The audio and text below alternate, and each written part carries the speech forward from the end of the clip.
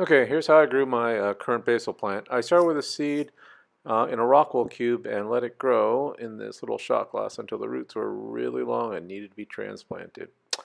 Then I figured I'd just get I'd put it in a little vase that I had. I got a 2-liter Coke bottle.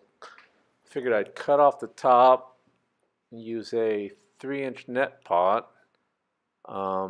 Use a little aquarium pump.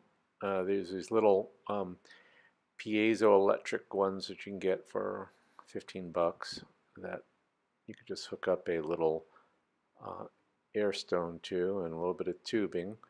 And yeah, so that's a nutrient solution, bubbles up and it keeps the roots wet. So that's some hydrogen balls in there. The plant's seeded very well, and the pump is very silent. I put some aluminum foil on it and put it in a sunny place by the window there, and just said, okay, just let it grow, forget about it for a while, and figured it would do its thing.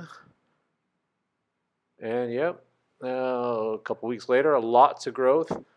This is before I pruned it, so I figured I'd have to transplant it. And so I got a regular 12-inch net pot, and got a whole bunch of hydrogen balls, and filled it up.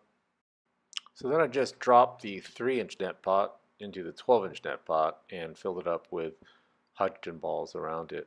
And I figured, okay, I'm just gonna set this in the corner of the living room and have it with a bucket of nutrient solution.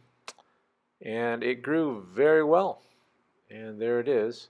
I feel safe with a nutrient solution because it's kind of in a double, right? So there's a 12-inch pot surrounding this little 11.5-inch pot, so nothing's really going to spill, and it's very stable. Not worried about it, and it is just looking beautiful.